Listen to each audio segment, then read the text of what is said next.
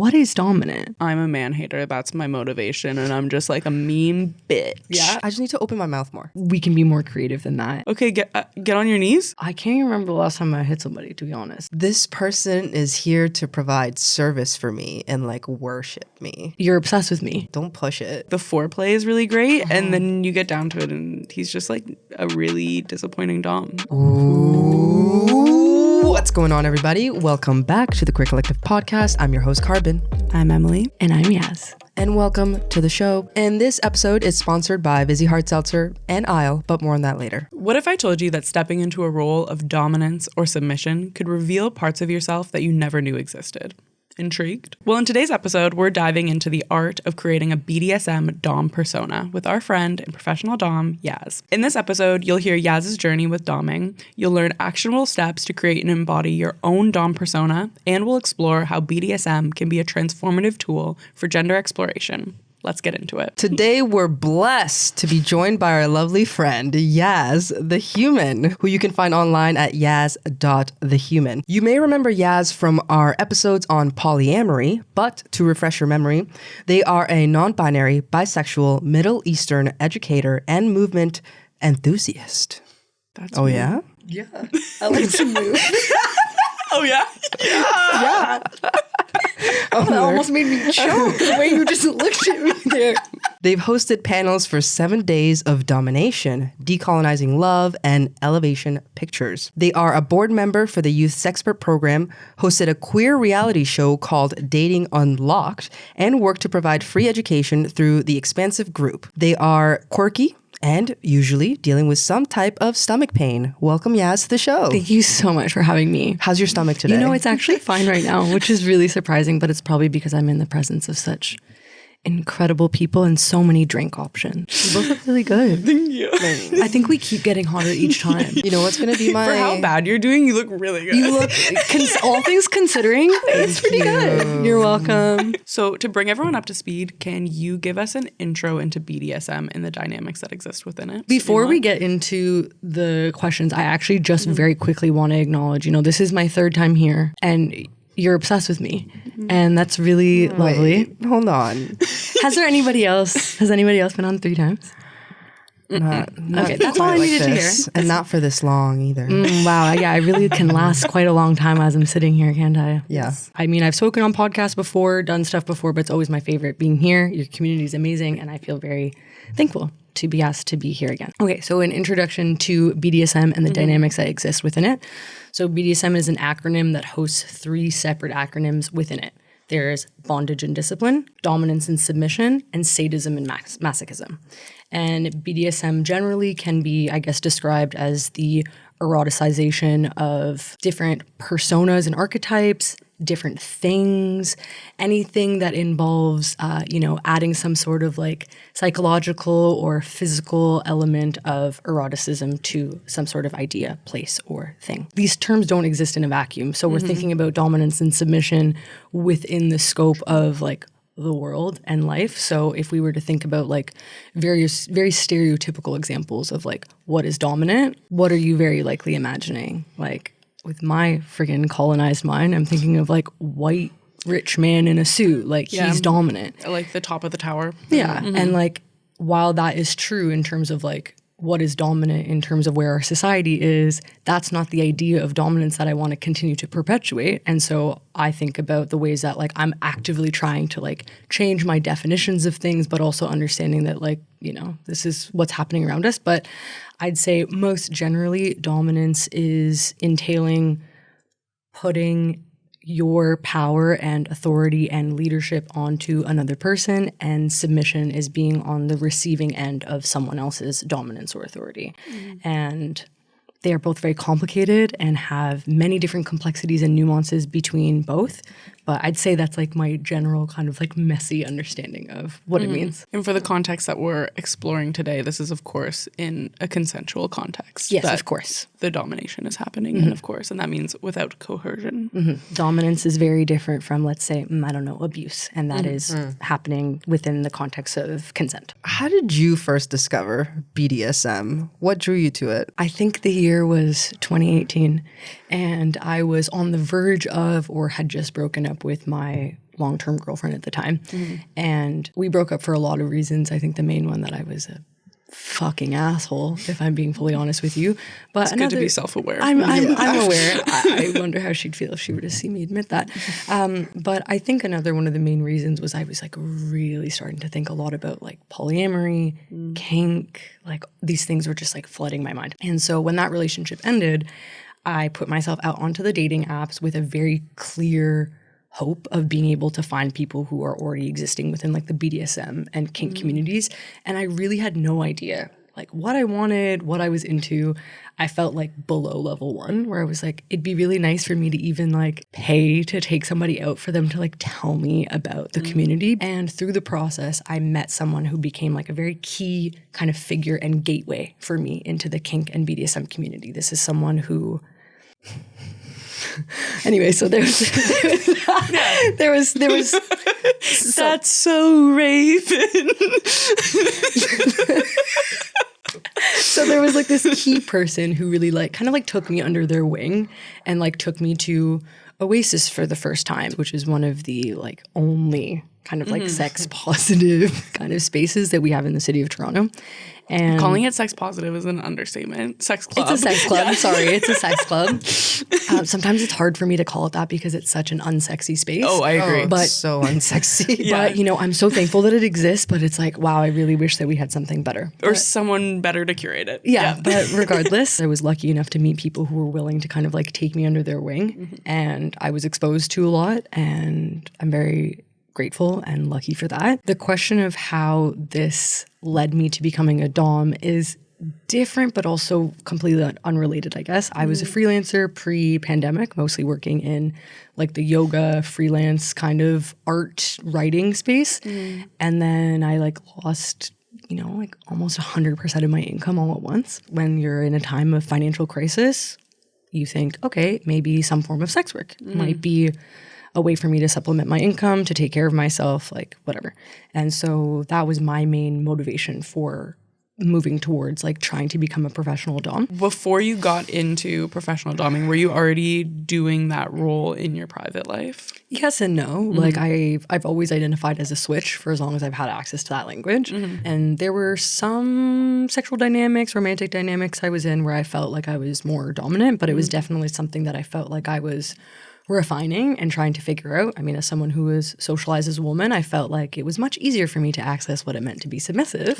All I had to do was act exactly the way that everyone said I was supposed to act. Building my idea of dominance like took a little bit more time and finessing. But yeah, so I started doming as a way to make money during the pandemic when I lost my job, and I was lucky enough to get a scholarship through the Ritual Chamber that gave me like 6 months of training and mentorship, which was incredible. Wow. And I used that time to learn a lot about all of the basics of how to hold space, how to curate a scene, how to develop my persona, the ways that race and sexuality and orientation intersect into our desires, learned like safety protocols, and then other very practical things like what happens if a client doesn't pay you and how to keep myself safe and stuff like that. And so I was able to use that information both in a professional setting, but also very much in a lifestyle, personal way as well. I feel like you carry yourself with like an air of confidence. I know in our first episode you said it's an illusion, but and you have like what a dominant personality in regular everyday life would feel like. I feel like you have that. You know what I mean? Did you have that before you found being a dom?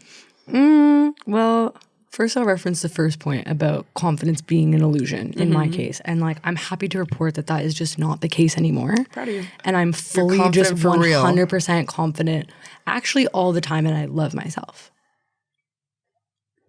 Okay. Right.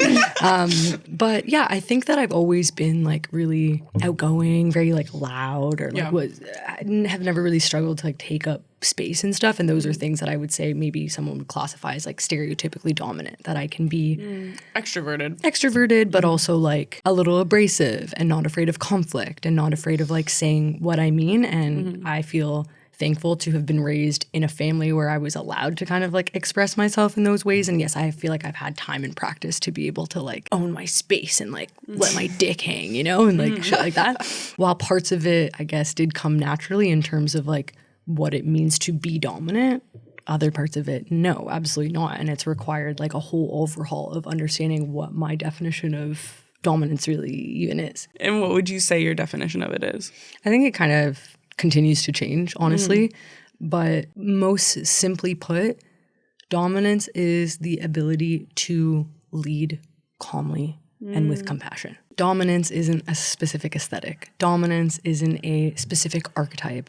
Dominance can exist in so many different people in so many different ways. But I think generally, in order for me to recognize it as such and also respect it, it kind of, for me, requires both of those things. Do you find that your everyday people persona and level of confidence, ability to lead varies from your BDSM persona? Is there a difference there? Yeah, definitely. I think that one influences the other. Like the person that I am in my day-to-day life is like the foundation of the persona that I choose to carry in like a more like legit dominant way, like in my professional life or even just within a scene, but that I'm not pulling from, at least at this point in my journey, I'm not pulling from things that don't actually exist within me. Like it just doesn't feel good to try to pretend to be something that I'm not. I'm not the kind of dom who's gonna be like super corporal necessarily. It's just not really in my personality. I am the kind of dom who's like going to be a bitch because in my day-to-day dominant personality,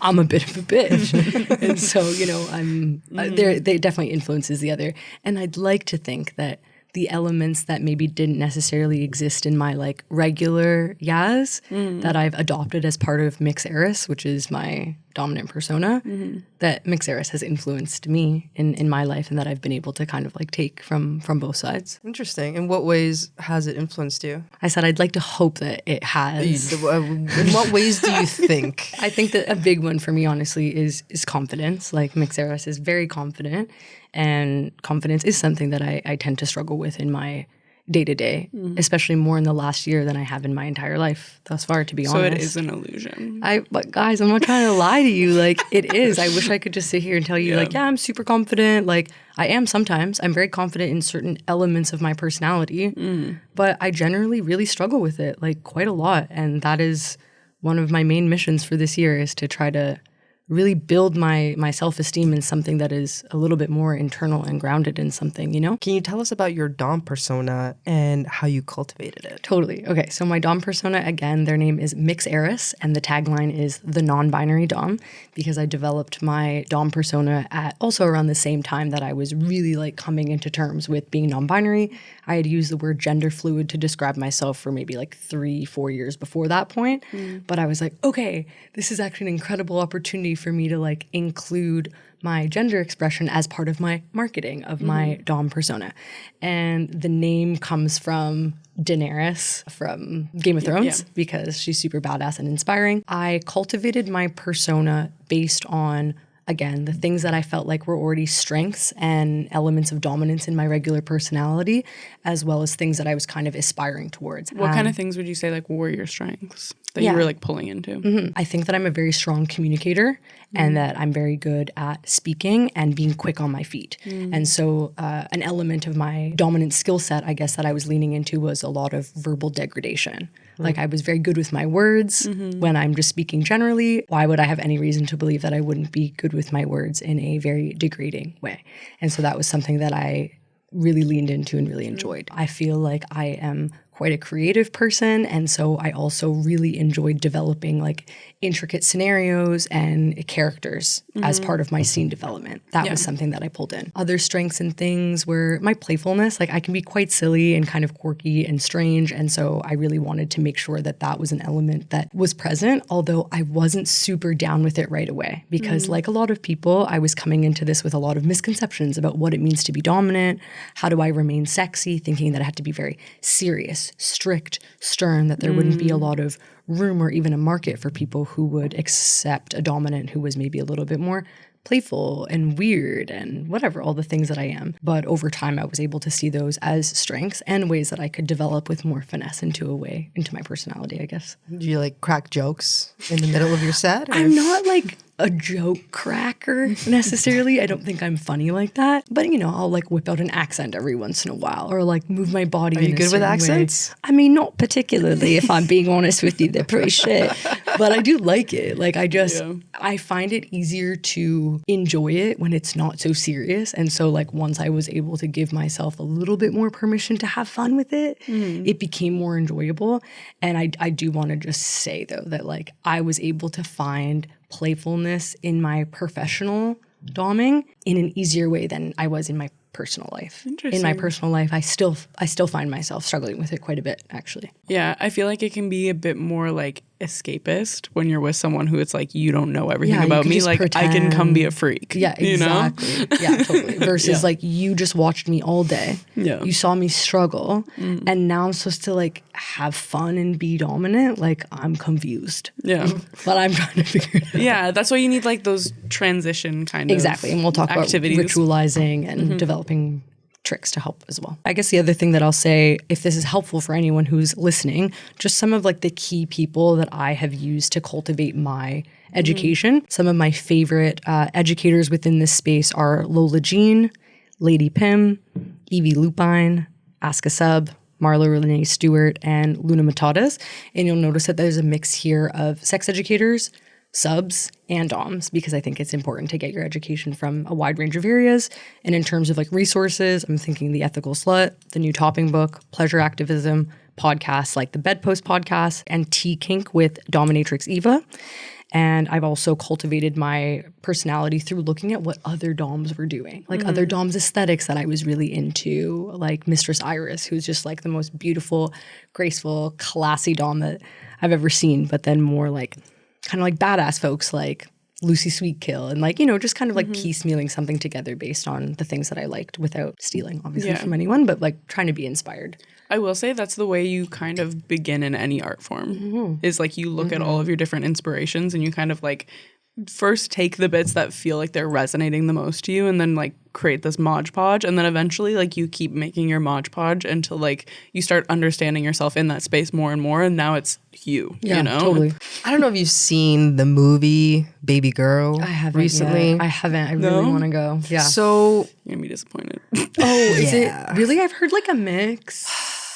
the trailer's the best part. No way. Yeah. Damn. Okay. Really anticlimactic, I would say. Like they hype you up, like the foreplay is really great, and then you get down to it and he's just like a really disappointing dom. Oh no. Why? No What- confidence at all. He's kind of just like, I guess go stand in the corner. Deadass, that was a line from the movie. And then after that he was like, okay, get on your knees. What? Huh? I was Is like, it supposed to be sexy that he like doesn't really know what to do? Are we supposed to eroticize that? I think it's because like they're like playing into the realism of like he's like a young intern and he kind of just like, but I'm like, how would he have sussed out the fact that that's her kink? Like the CEO of this thing, like he just has this blind white guy confidence and like went in and did that. What? It makes no sense, but it was really disappointing. Bad character development. Yeah, really bad No, character maybe development. bad directing.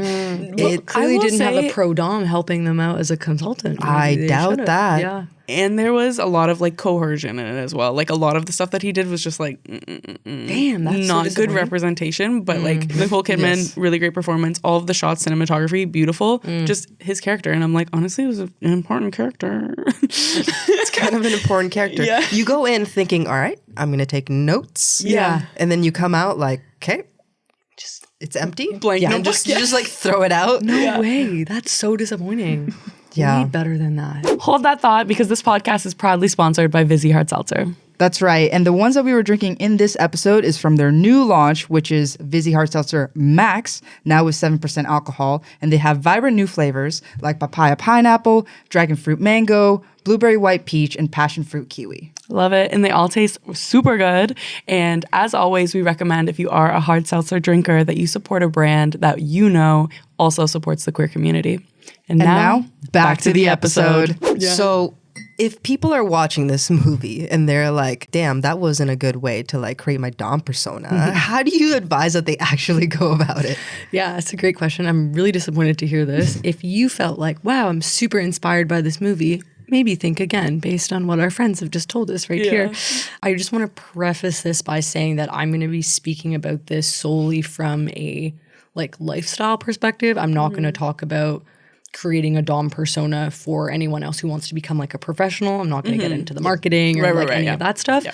And I think I'm also going to be speaking about this from the perspective of like building a persona for yourself and then maybe playing with like a partner or someone that you already have an established relationship with, and not how when you develop your persona, how to go out and like meet people or play with people that you've like never met before. I'm going to be talking more about like pre-established relationships and stuff. The most obvious recommendations for building the Dom persona for sure will be gathering inspiration from multiple places like we talked about, but then you're going to have to use a certain level of critical skills. What are good examples or healthy examples of domination versus ones that are like maybe too unrealistic or whatever. So I'd be thinking about fictional characters in books, movies, television, superheroes, maybe people that exist in your real life, people that you've encountered before, or porn, again, through a critical lens and being able to separate what could be replicated and one couldn't. And I've done a lot of like learning about dominance over the last, I guess, 6 years now, 7 years. There are a bunch of different ways that people have been able to like teach me about how to go about developing like what you're into and who you want to be. And in anticipation for this podcast, I was like, okay, how would I kind of like turn this into my own thing to share based on all the other places that I've gotten information? And what I've boiled it down to is that developing a Dom persona is a recipe that consists of these 4 things: determining your motivation, the core qualities, the activities, and your desired feelings or outcome. Those 4 things equal your Dom persona. So I recommend starting with a reflection of these 4 parts of the recipe that we'll get into before you try to attach yourself to a pre-existing label or Dom archetype. And so these archetypes would be things like pleasure Dom, brat tamer. Hold on. Yes. What is a pleasure Dom? Sure. So a pleasure Dom is actually kind of a controversial term in some circles because of its seeming lack of differentiation between what a pleasure Dom means versus like a service top. But the way that I understand it is a pleasure Dom is someone whose main motivation is to provide satisfaction for whoever it is that they are topping or doming. That the reason that they're doing it is to provide service for someone else, as opposed to, let's say, a sadistic bitch Dom who doesn't really care so much about what your experience is, although consensually, of course, that's part of this, but that their motivation is that they like to see somebody suffer. Or they're interested in the subversion of power, coming into it as someone who is considered less powerful within society, and they're interested in doming someone who has more power in society, and like that's their motivation. But that's what a pleasure Dom is. Yeah. Gotcha. And I feel like the way I understand it in terms of like dominant and submission with like pleasure / like caretaker is like kind of in an ownership way, if that makes sense. Like that's the way I could see it. I don't know if this is like all Sometimes the way, I mean, only it can sometimes. get so yeah, like somebody's like, okay, I'm a pleasure Dom, and I'm the only one who is able to bring you into this place, and it's because I own you. Or I more mean like they don't even have to like be your only person, but I mean like you are my sub, so I take care of you in that kind of a way. You know what I'm saying? Yeah, that could definitely like in like a be- big little kind of.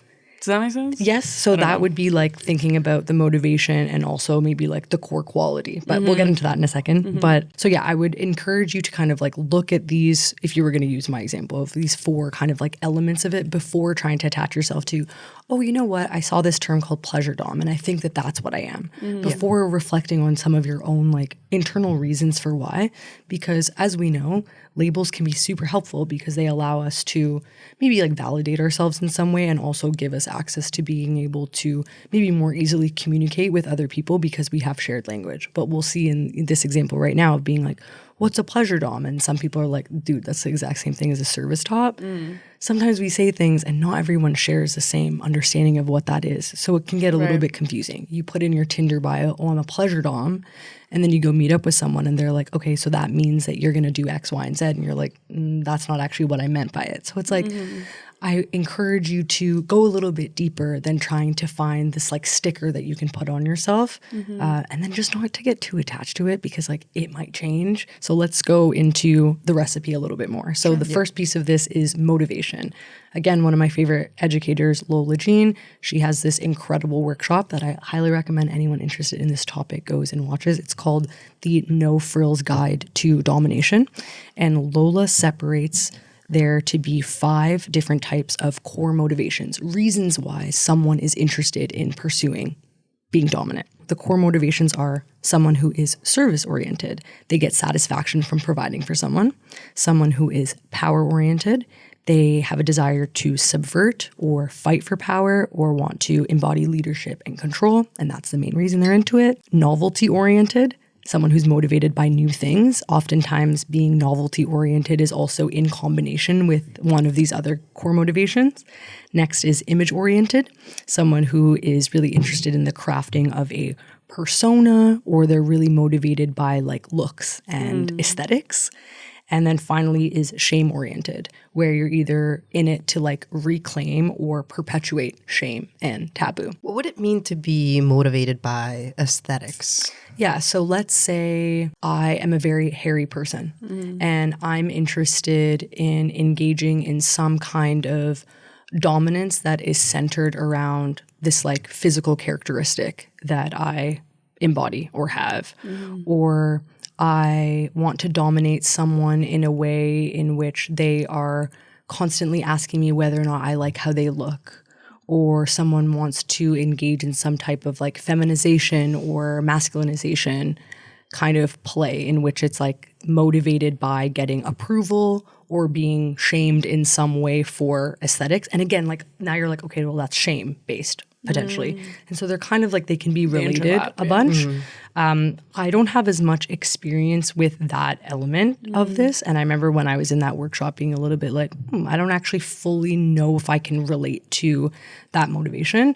But I've heard other people describe the main motivations as different things. I think of Evie Lupine, who's a really incredible educator as well on YouTube, separates the motivations into different categories herself. So like maybe you don't resonate with these, but I find that for the most part, this framework is pretty all encompassing of like trying to understand like why you're interested in something. And then so once you've been able to kind of figure out like maybe it's not just one thing, but what are you actually interested in? What are you hoping to pursue? Then it's trying to identify your core qualities. Who are you now? And who do you want to be? What are the qualities that you possess now that you think are a strength of yours that maybe you'd want to pull into your dominant persona? For me, I feel like it's like my directness, my boldness. Like I don't feel like I take maybe I don't take social cues very well, but it makes me very like direct, you know? And I can relate to that. I think people take it as like a confidence though, you know? And I also do feel like I like power dynamics. Like I like holding power and it kind of like flowing between two people a little bit. Yeah, okay, very cool. Yeah, so boldness, directness, and you're also fascinated by the exchange of power. And then in thinking about other core qualities, are there things that you wish that you had in terms of qualities or characteristics? I think I wish I was like more confident, you know? I think similar to you, it's like a bit of a facade, especially once I'm like all dressed up. I'm like, okay, like it's on. My hair is like slicked back. I'm like, I'm a different personality right now, you know? But I wish it was like a really like strong, calm confidence, if that makes sense. I think, what I'm looking for is more of like a calm, not having to like over explain myself kind of confidence. Like that would be my aspiration of just like this like power that people want to respect, if that makes sense. Yeah, totally. So so you have your motivation figured out. Power is maybe one of your main interests, and that the qualities are the directness and boldness that you already possess, and something that you hope to infuse into your dominant persona is this like calm confidence. Very cool. Next is activities.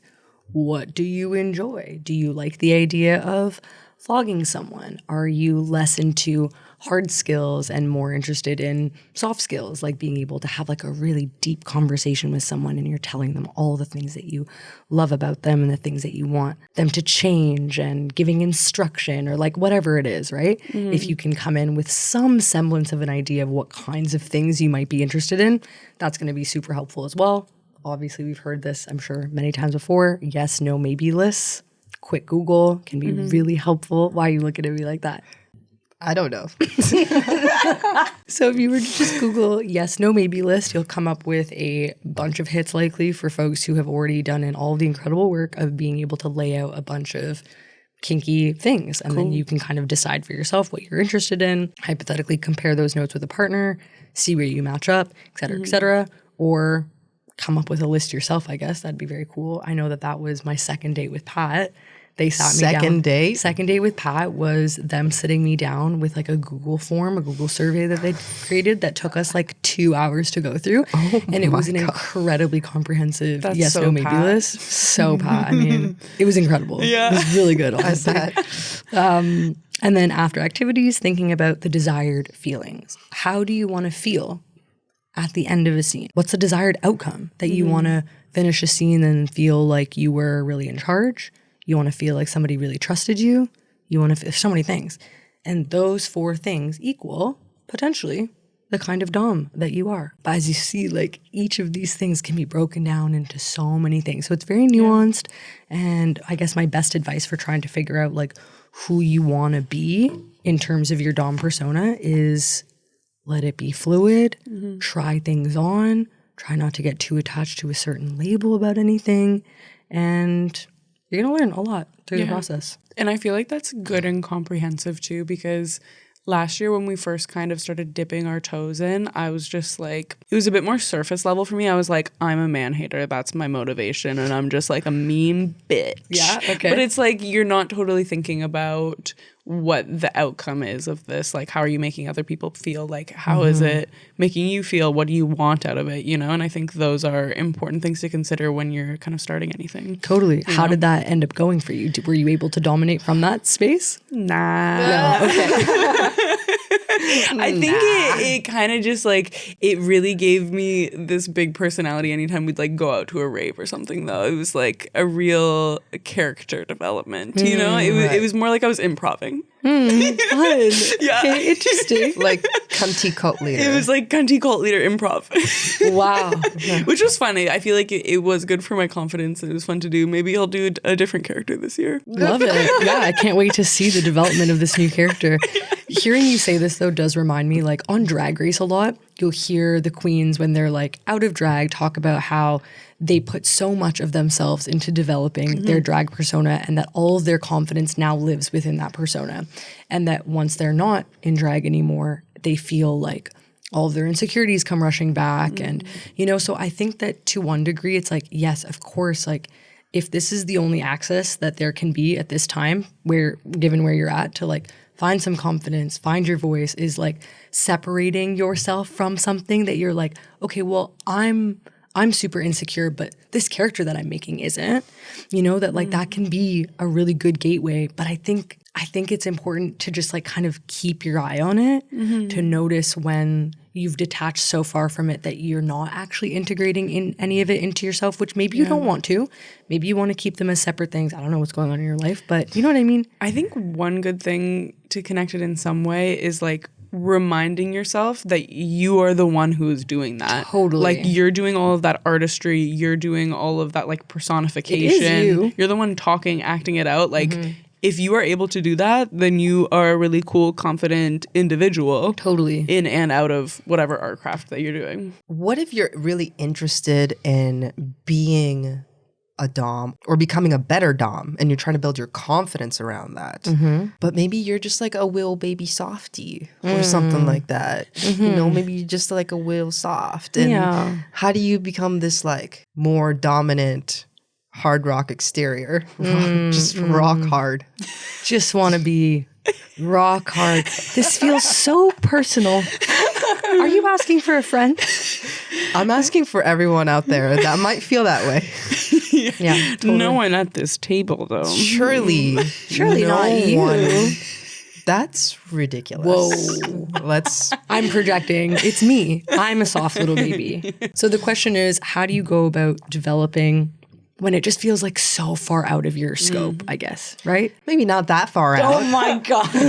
I feel like a lot of what happens in this space can be like your partner is asking this of you. Like they're like, this is my fantasy, please do. And you're kind of just like, Right. What do I do? how do? First and foremost, it's very different if you yourself are like, oh, I really want to like become more dominant. I want to figure this out, versus someone else asking you to do it. Right. Bottom line is we can't ask people to change because it's not going to work out very well.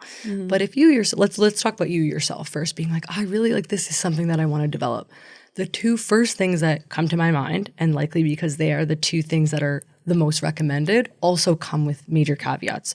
Because the first is people are going to say, develop a persona then. Separate yourself. You're not confident, but this persona is. And we just got into maybe some of the shortcomings of that. Yeah. But again, if that's the gateway into it, go for it. Just develop something that is a rock. Hard rock. You know?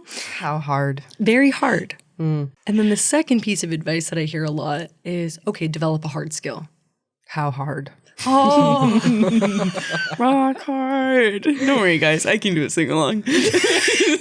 How do I get harder? So you're like, okay, I don't know how like confident or embodied I feel, but I could really learn how to tie. And that's going to give me a skill that I can tangibly be able to offer to someone, and that could very likely give you a sense of confidence. I think that a lot of people will, especially early on in their journey, prioritize the development of those hard skills and maybe let the soft skills kind of like fall to the side. And in this context, soft skills would be like being able to have a conversation with someone after they've called a safe word, or be able to negotiate aftercare needs, like things that aren't like tangible with your hands, or, you know, just like or a like different the personality side of it. Sure, exactly. The more like emotional maintenance side of things and whatever. And those are also really valuable skills. And again, Evie Lupine describes it as like hard skills being the thing that you can use to get your foot in the door, introduce you to people, draw people to you, like, oh my God, this person's so good at flogging. I want to be able to experience that. They're very talented at this one thing. Versus the soft skills being the thing that like maybe makes people come back or like helps It's your you. customer service. Yeah, totally, right? It's like, okay, well, that's where a lot of like the trust is being built and the relationship is being developed. It's a mix of really sitting down with, okay, so you're not feeling super confident. You think you're a soft guy. How can we turn those soft guys into dominant qualities? Let's say someone might say like, I'm soft because I'm quiet, but how can we make your silence, your intentional quietness, a part of your dominant persona? And again, it's like, how can we continue expanding our ideas of what is dominant? And how can we play on the strengths that we already have and turn that into something that's like really impressive? And I think that another big part of that is continuing to question this idea that being dominant means that you have to be a bully, means that you have to be domineering, means that you have to be this certain kind of way, when it's like, it's boring, it's dangerous. We can be more creative than that. I'm way more into like psychological stuff, role play, character development, scene building, world building, and talking. Where like, I can't even remember the last time I hit somebody, to be honest. Yeah, I think I'm more of like a sensations person. Okay. I'm very much like a physical person. I'm not a very verbal person. Maybe it's because I'm a dancer. Yeah, I think I'm more like in touch with my body in that way. And I think I really enjoy that type of experience where it's more like sensational rather than verbal. I think that something else that I might suggest, especially at the beginning, is there a way that maybe you can make a distinction between power dynamic and kink? Power dynamic and sensation. Is there a way that you can start to develop your confidence, let's say, using your strengths of the fact that you are embodied, and develop a scene with someone that doesn't have a power exchange beyond you are going to lay there and I'm going to be the one moving around and doing things to you? And that there doesn't have to be all of this complication of why is this happening? Maybe the motivation is just I'm going to provide you with sensation and you are going to lay there and you are not going to move for an hour. And you say that maybe before you even start, and it doesn't have to be, oh, you're going to lay there. Like, you know, you can just be like, all right, babe, well, timer's going to go off in an hour. And, you know, Okay, Is that the sweetie, carbon just voice? Yeah, that's my voice. Like, okay, we're just going to lay down here. we're going to start with a light feather, and then eventually we're going to work our way up. I'm going to hit you really hard, I'm going to hit okay? you really hard, but you just lift a finger up if it's too much, okay? Like, you know, why not? Something that I guess a lot of like pro doms, or I'm sure other sex workers talk about, is somebody will fill out their intake form of like all the things that they're interested in. And you're like, okay, wow, that's a lot of things. How much time did they pay me for? An hour. Okay, cool. We're going to do one of those things, maybe two of those things. Things can take a lot more time than we think. That there is something really like magical about the suspension, about the pause, about the integration. But at least I know for me, when I get nervous, I start to move quickly. I speak quickly. I start to convince myself that the person's bored and not enjoying it. So how have I gotten around that? Honestly, a certain level of delusion. I am constantly repeating to myself in moments like that, I'm a gift. Oh, my mere presence, my mere fucking presence. I could just sit here. I could just sit here. Yeah, like you're welcome. And yeah, that is a certain type of confidence, maybe not to that degree, but hopefully something closer to that I'd like to be able to just carry in my day-to-day, something that I'm struggling with. But when I'm in that kind of headspace, I'm just like, oh yeah, I'm just going to tell myself this, that, and the next thing. And yeah, all of this to say, you don't have to be doing like a lot of talking to be dominant. You don't have to be doing any one specific thing to be dominant or to give someone a really pleasurable and exciting and memorable experience. I have a heavy flow, and it's actually super annoying when I go to bed with a tampon in or a Diva cup and I wake up to a bloody mess because it's leaked everywhere. Now, period underwear like Isle has actually been such a huge game changer for me because now I can get a restful sleep and wake up without any mess. Today's episode is brought to you by Isle, the original period underwear company. Proudly queer-owned, Isle has been leading the way in sustainable period care since 1993, redefining what period products can do for you and the planet for nearly 3 decades. Let's talk about their Boost Boxer. Now, this is a period underwear like you've never experienced before. The Boost Boxer is a reliable, comfortable, and inclusive style option for everybody. Yes, everybody. Whether you're on the go, working from home, or looking for overnight protection that you can count on, this boxer brief is designed to move with you. So what makes it so special, you might ask? First, it's made with sustainable fabrics that are breathable and leak-proof, so you stay comfortable and dry all day long. It's made for the heaviest of flows. The leak-proof gusset is sewn from the front of the waistband all the way to the back, while the removable boost liner lets you customize your absorbency level, giving you extra protection when you need it most. And unlike some other reusable period products, the Boost Boxer is PFAS-free and designed to keep you feeling fresh with no leaks. And as if the underwear wasn't good enough, another reason why we love Isle so much is because they are a certified B Corp. That means that they're held to some of the highest standards for social and environmental responsibility. It's period care that you can feel good about, literally and figuratively. So why settle for less when you can have it all? Inclusive styles, comfort, sustainability, and performance. Head to periodisle.com and use code QueerCollective for 15% off. Isle, sustainable period products for every body. Thank you, Isle, for sponsoring this episode. In your opinion, what do you think makes someone a great dom? The things that stand out the most to me are folks who are invested in learning from multiple people and multiple perspectives. Like, I'd always be hesitant from someone who's like, I learned everything that I know from this one person. Mm-hmm. Like, I do not know everything at all. Like, I'm sitting here as hopefully just one of many perspectives that y'all are learning from. That would be a bad sign. That would be a bad sign for both the person who is claiming that they know everything, which I'm not going to lie, y'all, it does happen. I've seen it. I think even what you're saying is like these people who pursue these like hard skills to like get to the top of this hard skill in a certain area, like kind of enjoy the cloud of that, if it makes sense. You can't be an expert at everything. Like if you're an expert at like character building, maybe you're not an expert at like flogging, or if you are an expert at flogging, maybe you're not an expert at like the next thing. That's very different than being like, I'm an expert dom. Yeah. Like, it's so broad. I got this. Like, no, you don't. Like, it's delusional and unsafe to think that, right? So I would hope that when you're choosing to learn, that you are very critical of the voices in which you are getting your information from. What makes somebody a good dom? I guess what makes somebody a good person? I mean, I don't want to maybe bring morals into this, but that the perspectives of people that you are learning from are also diverse. That you're not learning how to be a dom from 6 different white guys. That the learning that you are gathering is also hopefully coming from a anti-oppressive intersectional lens. That as part of your learning and development of dominance, that you are understanding the historical context in which BDSM exists, that you are understanding the systems at play, and that you are equipped not just in your hard skills and your soft skills, but also in an understanding of your own privilege, your own identities, and how that might intersect as you are playing with people of different ethnicities, sexualities, genders, like all of those things, and how those things interact with each other. That's something that I find like as a requirement and then likely impressive depending on how in-depth somebody chooses to get. Like someone's a badass dom if they also have a lot of experience with submitting. That they know what the feeling is like to be on the receiving end. And I think about this on a very small scale, like someone's not, let's say, a very equipped dom if they're choosing to use an implement that they've never felt on themselves.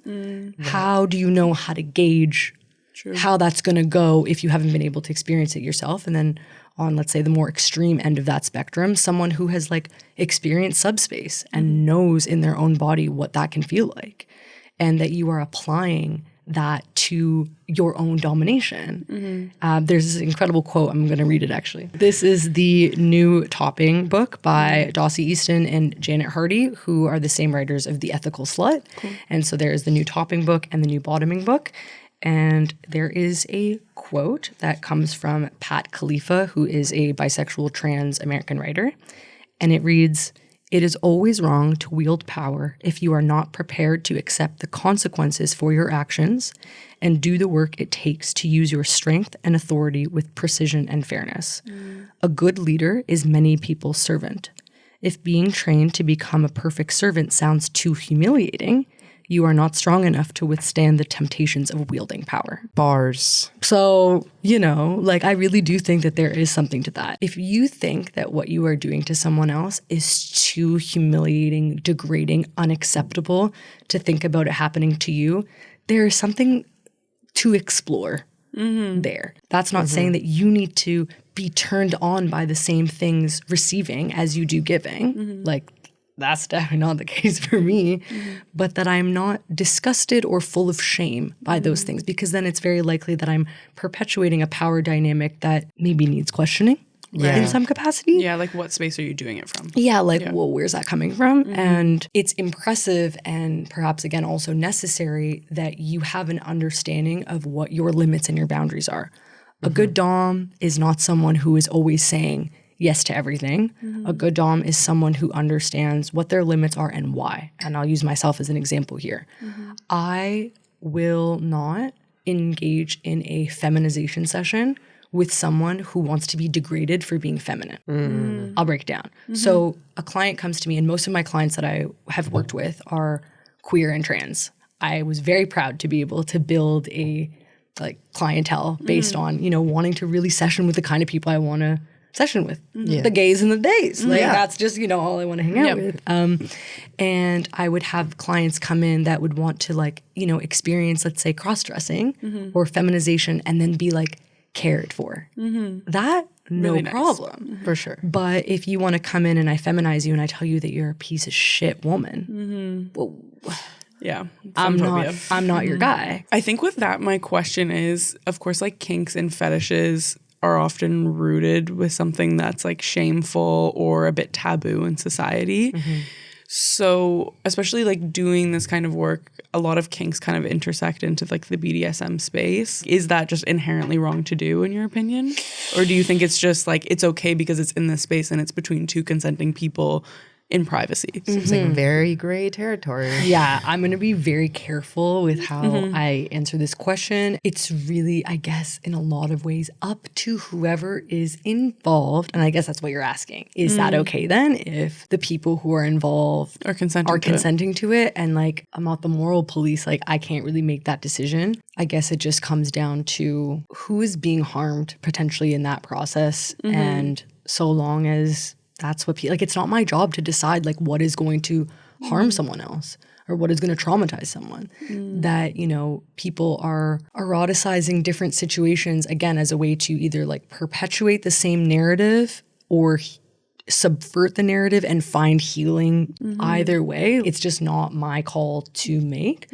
I can choose to engage or not engage with that and set a boundary, but based on my own kind of like thoughts and feelings about this and not deciding what is and isn't okay for somebody else. And if it reaches a certain level of discomfort, like I guess knowing when to draw the line to say, okay, this is a conversation for a professional, for us to have with a professional. Like I know that one of the conversations that I had with the headmistress of the dungeon during my mentorship was literally like, you need to know when to draw the line and say, I cannot do that. I cannot answer that. A therapist therapist is the answer. Right. Because like, I don't know, like I'm not a trained mental health professional. I personally feel like if everyone in the room is consenting, which in your story, you were a non-consenting party, you know what I mean? Like that wouldn't have felt good for you to participate in that. I don't know what the psychology of the person asking for it was and what their motivation or intention was. So you can't say specifically to that, but I think there's lots of different kinds of play that people do, like CNC, like lots of different consensual, non-consent for people who don't know, where it feels like a gray area, but like a lot of people find it very erotic because like there's lots of different like shows maybe you'd be watching growing up where you've seen scenes like that, and then now as an adult like it's turning you on.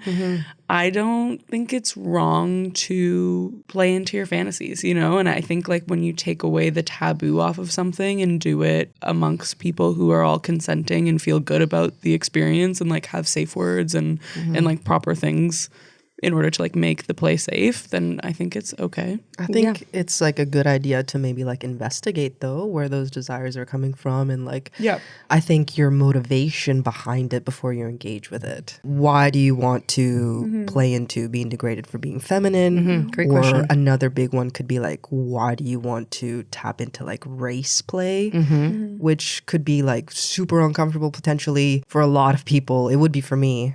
So I think just like asking those questions and then maybe seeing a therapist about it a little bit.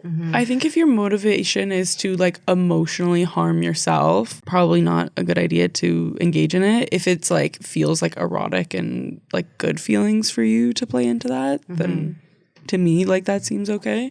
But yeah, I think like if you're trying to cause like emotional harm to yourself or to others, then I think that not so good. Yeah, something to explore. You were talking about fantasy and like just, you know, consenting adults wanting to engage in some sort of fantasy. And my boss, Casey Tanner, and their podcast partner, Camille Lewis, have a podcast called Safe Word. And they have an episode about fantasies, and they just kind of reiterate right off the bat and then like several times throughout the episode, like just because you want something in a fantasy does not mean that you want that to happen to you in real life. Right. I've done a lot of work throughout the years to try to deal with my shame around my sexuality and all of these things, right? Like we're all in these communities, like we're dealing with our stuff on a regular basis. And there's one particular kink, and I'm a kinky guy, you know, like I got like a wide range of stuff that I'm into. But there's one particular kink that I have that I thought I really dealt with, but I'm having a really hard time with it right now. And it's gotten to the point where like every time I'm playing, it's coming up. I'm like, oh my God, I need this thing. Fetish territory? Right. Interesting. And again, some people will have different thoughts about the differentiation between a kink and a fetish. We're not going to get into that right now because it's confusing and I don't really understand all the time. And we talk about it in our episode with Pat. So anyway, so I'm like looking at this thing that I'm really into, and I'm like, oh my God, I'm really having a hard time with this one right now. I don't really know how to gauge it. And I think that just kind of goes to say that like things continue to move. Things are fluid. Sometimes you deal with a thing, sometimes you don't. And I might need to like find a different course of action to try to figure out like why I'm struggling so much with this thing. And there are different levels of like intensity, I guess, that come with your interests, that like some of them are like, yeah, not a problem, easy peasy. And other ones like require deep questions. And some of the things that's coming up for me about this kink in particular is I want to try to encourage my brain to find more things erotic. So I'm like, okay, I'm really like this one thing is super erotic to me, but can I practice like trying to be aroused by this thing in the same way that we have to be trained out of compet, in the same way that we have to be like trained out of like a lot of these other things through exposure, through questions, whatever. I forced myself to like bananas. Well, see, there you go. You can do it. How'd you do that? I just kept eating them. Just kept eating the bananas. And yeah, so I'm just kind of thinking about that as I want to like expand where my sexual desires kind of live right now without that automatically needing to mean that I need to hardcore shame myself for this thing that I'm into. Do you go through phases? Yeah. Oh, yeah. Because like, what if this is just your current hyperfixation? It's been a while. Emily has many hyperfixations, and we rotate through them. Okay. Like a few weeks ago, they were hyperfixated on broccoli. Oh. I still am. What I was going to say about like kink and like what you're being turned on by and that kind of like changing and new things coming up, I'm like very interested in the intersection of psychology and kinks and like where this stuff comes up, because I know just like us, you've also been having like a very hard year, and it's interesting to see kind of like how that might manifest sexually for you. You know what I mean? Yeah. And like, I don't know if you dig deeper into that, it's like, where is this actually coming from right now, you know? Yeah. Yeah. And if you haven't had a really hard year, good Congrats. for you. Yeah, good for you. You're probably having really vanilla sex. Fuck you, I mean.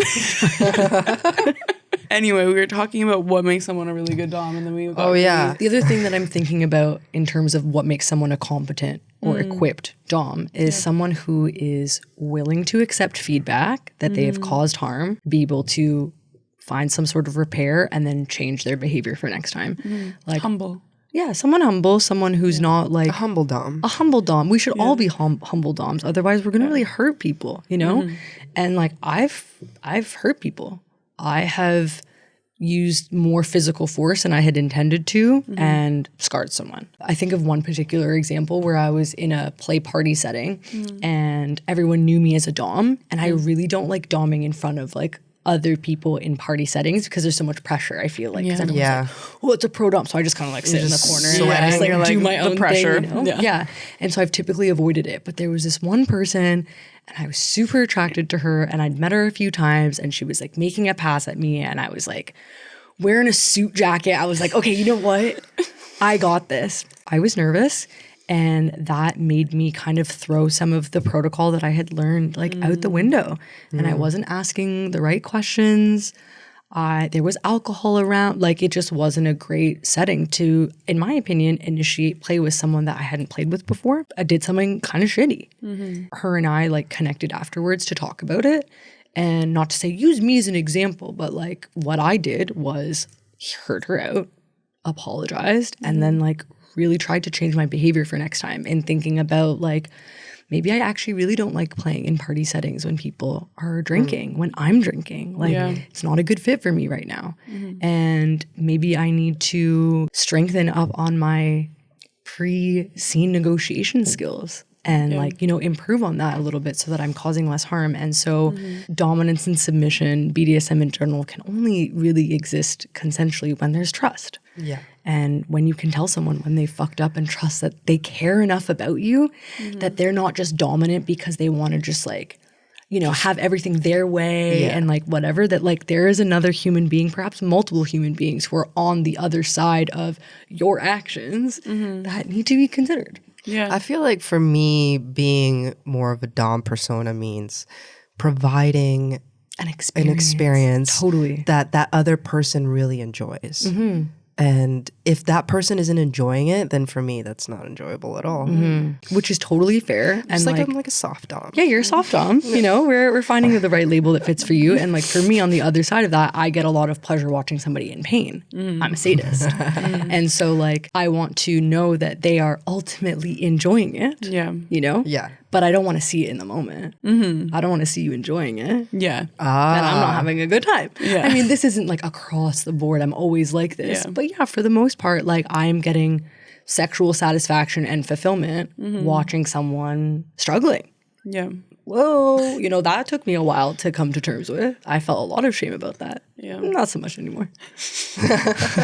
Thank you for sharing that, because I think it's hard for people, especially people who are like big consent advocates, to be like, whoops, I've fucked up before. You know what I mean? Totally. It sucks to feel that way, but I think it's good to also just like share it openly. Like I've also like fucked up before too, and like made someone else uncomfortable. And like usually in those situations, I'm recognizing, yeah, like drugs were involved, you know? And that's when I'm like, if I'm going to be doing things in these spaces, I need to do it sober for a while until I feel like really confident in, like you said, in like my scene negotiation and like my like consent practices and just like all of those pieces when I'm in these settings where it's like there's so many different things that are stimulating me at the same time. Totally. You know? And Like, you also bring up a good point about like maybe you also consider disclosing to someone else, hopefully, that you are inebriated or intoxicated in some way, and that they can also make that decision. Like you've made the decision for yourself, like, okay, I should be sober, but maybe someone else only feels safe to some degree also interacting with someone who is sober.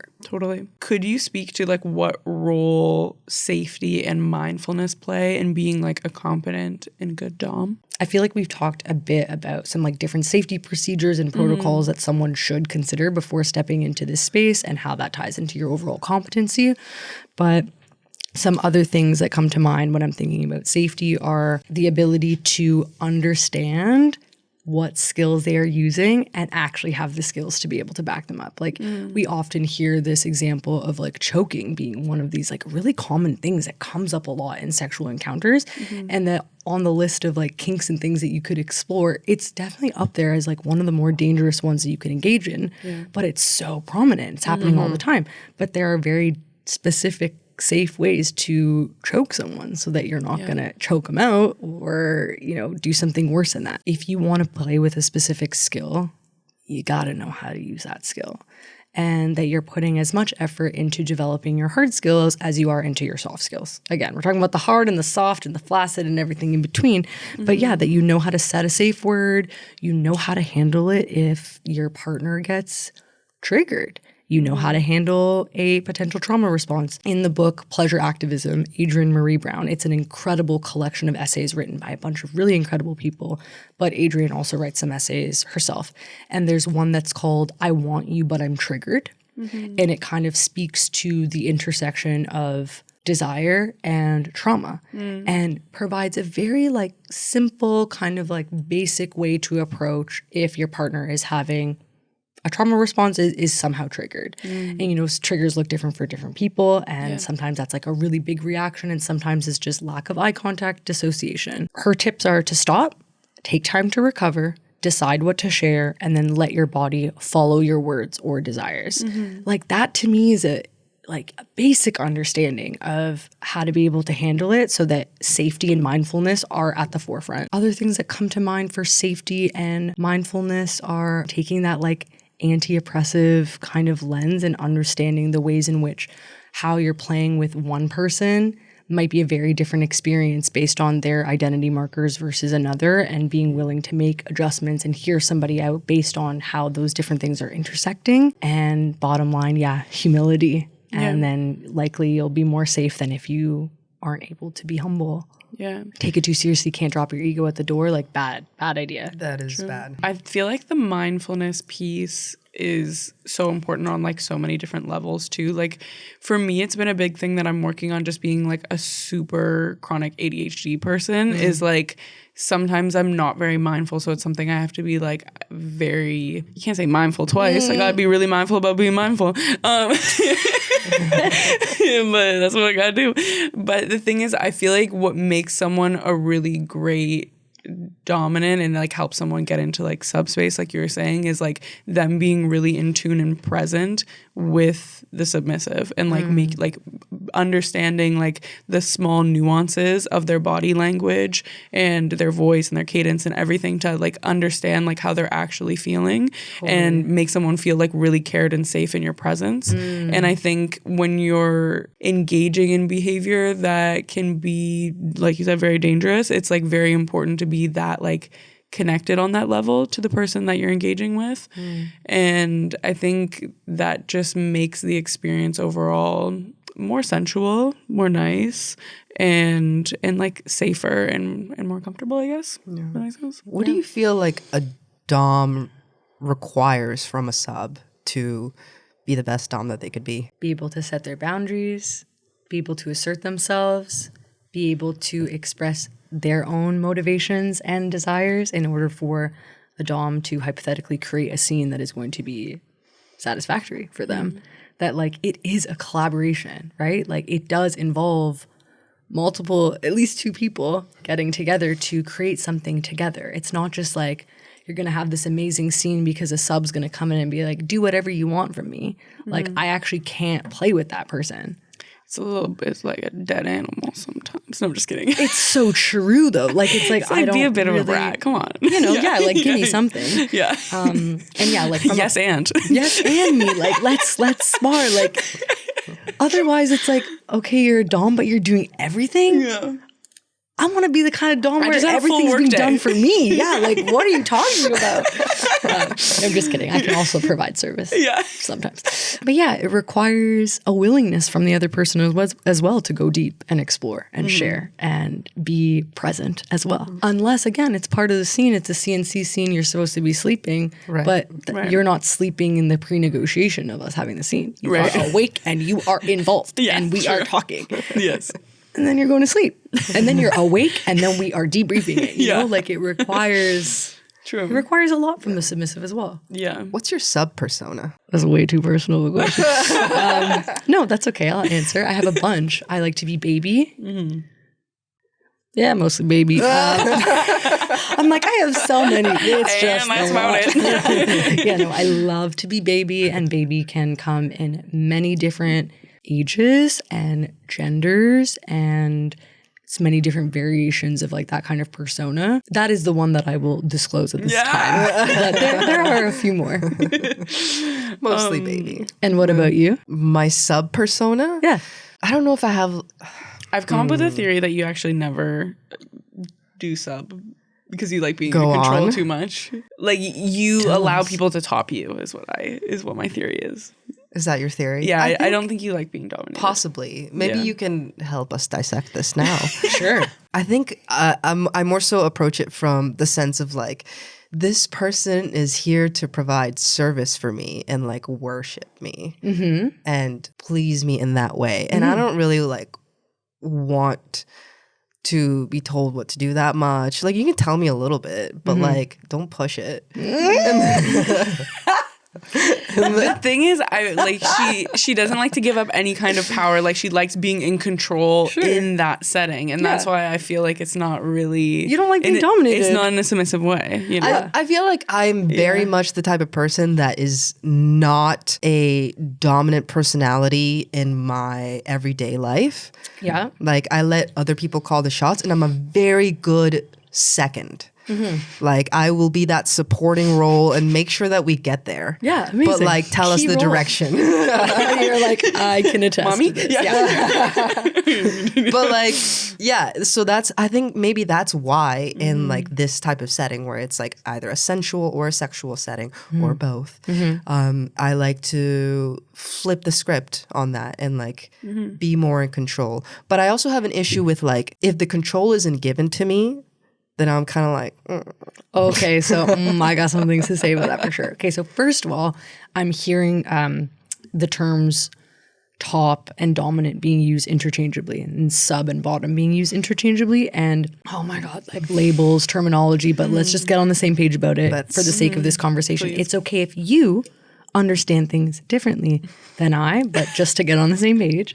Before you get ripped apart in I our get comments, torn apart on the they internet. love doing that. And in then their I have comments. to come back, and then I have to apologize, and then bring it's the a whole ukulele. thing. That's right.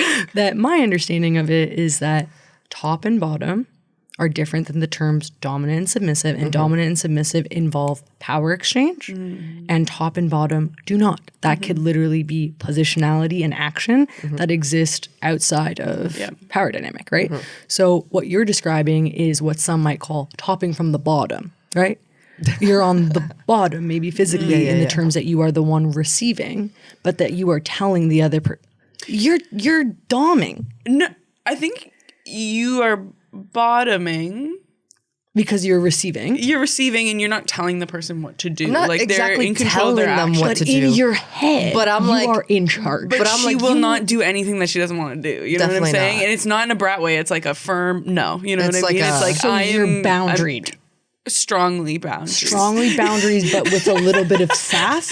yeah. And sometimes it's like, say for example, you're like, okay, get on your knees. I'm like, You don't want to be in a position where you are submitting. And so that would require that you are hopefully having sexual encounters with folks who know that and aren't trying at you beyond like, you know, just maybe they're pushing it a bit, but maybe you're like, okay, but like actually stop. Like it's not going to happen. Yeah, we learned. And and it's on the other person to be like, okay, am I okay always submitting? Yeah. Or am I okay can there also be a version of this where I don't always, because maybe you're a switch. Yeah. You are. Yes. Right? Yeah. So maybe you're like, I don't always want to be submitting. Yeah. And so you are finding, an expression of other parts of your ideal like dominance maybe with another partner. Yeah. Or you guys are engaging in sexual dynamics that don't have a power dynamic and you're just like playing sensation. Nobody can control what's happening in your mind if you're like, I'm telling you what to do and blah blah. And, and M's just like like thinking that there's no dynamic involved, but you're calling the shots in your head. True. But I think that it's fair that you're not into it and that you don't like it. So the last section we want to jump into is BDSM as a tool for gender exploration. And I'm wondering, how do BDSM dynamics serve as a potential vessel for gender exploration? Can be a fantastic vessel for exploring. A little anecdote about my own kind of experience with this. I think I mentioned at the beginning that I was developing my dom persona at around the same time I was also like publicly telling people that I was non-binary. And it was such a cool way for me to create a character based on exactly how I hope to be perceived. And it was really fun for me to use it as a way to play with my aesthetic, how I was dressing, how I was behaving, how I wanted people to refer to me. Like it was scary to tell people in my like day-to-day life, let's say at first, like, oh, can you please use gender neutral pronouns for me? But my dom persona isn't scared to tell people what pronouns to use for me. Of course you're going to use those pronouns for me. And this is my name and this is my honorific. And it just like served as a conduit for self-assuredness. Again, as I was developing this character kind of outside of me that was more X, Y, and Z than me, I think that it can also just be a fun way to try things on under the guise of, oh, this is just my dominant persona. I don't have to attach this to my identity beyond just this dress up time. I can try things on, hopefully with a safe person who understands that like, I'm just experimenting. Like think about, okay, it's New Year's. Everyone's like thinking about the new things that they want to do and the things they want to try. Like, is there anything that you set for yourself as a resolution that's like kind of related to your personality? You decided to be more whimsical. That's lovely. Okay, like incredible choice, right? But then you're like, my day hasn't changed. How am I supposed to Where do I get the whimsy? Where's the whimsy coming from? But being like, okay, I'm going to try and develop more whimsy in my dominant persona and it just seems sometimes like more tangible, I think, to try to find the aspects of like play that you're looking for, whether it be in a trait or some form of gender. And then I can obviously come up with like the more obvious kind of ways that you might think of, like it not being safe to necessarily like wear a packer or a binder in your day-to-day life, but that being a possibility when you're playing. And that you can kind of get a sense of like how that feels in your body, how it feels to share that with another human being. Maybe not. You can do kinky things by yourself too and also find a lot of value in that. And that those can either be good, I don't want to call it training wheels, but good practice for if you decide that you want to do that outside the bedroom. And also for some people, that's never going to be a possibility. There is so much to consider for your safety and whatever, depending on where you are in the world, that like, maybe this is the only place that you will be able to express your gender, your true, authentic self. True. It was very similar for me as well. Like this past year, exploring BDSM at the exact same time that I was like exploring being non-binary as well. And I'm not sure like which one, chicken or the egg, really. Totally. But it was actually an interaction that I had with you. I think it was at your famous potato party. The famous one. I feel like you told me, you're like, oh my God, you look so femme right now. And I was like I normally look masculine, like what do you mean? And because I've always painted myself as like I'm a feminine person, like I'm woman, I must only be woman, you know what I mean? Like there's no way, like I no one reads me as otherwise. And I was like, oh my God, Yaz read me as this before, and wow, okay, so maybe other people read me that way too. And then I just started like trying it on more and more, and it was even in these like BDSM like power play dynamics, because I've never felt, I guess, like someone who has power, if that makes sense. And I always felt like in the bedroom, the same way that I always felt like I had to be feminine, I always felt like I had to be submissive because I'm the femme in the relationship between the two of us. And I was like, that means like I'm just like pillow princess bottom vibes. Yeah. And I'm like, you know what? You like, loved. Yeah. It's really shook up her I world. love being in control. It was a big realization for me that I'm like, okay, like I don't have to fit into these gender roles that society is placing on us, because I think traditional BDSM can have a lot of stereotypical gender roles. You know what I mean? Like daddy, baby girl. Gender exists a lot in these dynamics. And I think like when you think of dominant, you think of men. Like even what we were saying at the beginning of this conversation, we're like, I'm thinking of a businessman at the top of a tower, like all of these kinds of things, like someone who has control over a lot of people and often has control over women. Yeah. And when we think of like submissive, we think of like trad wife kind of vibes, you know? And I think being able to flip this script in your head can be also really powerful in your day-to-day life, like the way that you're viewing society. It's like, you know what, just because I was born this way doesn't mean that I have to fill these roles. And I think when you start subverting that in the bedroom, like you were saying, it makes it a lot easier for you to start subverting that in real life. I think one thing I would add to the conversation also as a caveat is just because you're starting to explore this new piece of your identity, I think remember to have those conversations with your partner as you're wanting to explore these new things instead of just like Surprise. surprise. Oh yeah, you don't know? do that.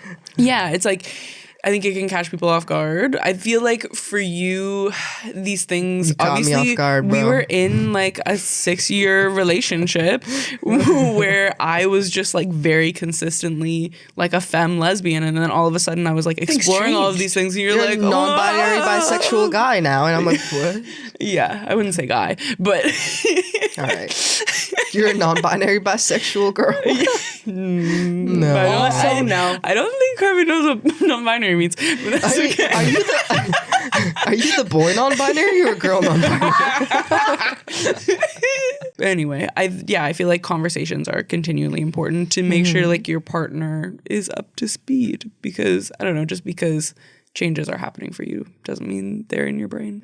And it's Yeah. also unfortunate that, like, you know, I started off this podcast with you today 14 hours ago talking about how one of my relationships ended. And one of the reasons was that we weren't on the same page about, like, where we saw our sex lives going, where we saw our sexual orientations move, like, whatever, right? And like sometimes it's just not gonna work. So thank you so much, Yaz, for joining us today and sharing all of your wonderful wisdom on how to create a Dom persona. And if you want to dive deeper into the psychology of kink, we have an episode with Pat. My ex. Yeah. I love them. They're doing really well. I was just there last night. Make sure to leave a like and subscribe. And if you're listening on your favorite podcast app, make sure to leave us a 5-star review, because it really does help the channel out. That's everything that we got. And until next time, peace.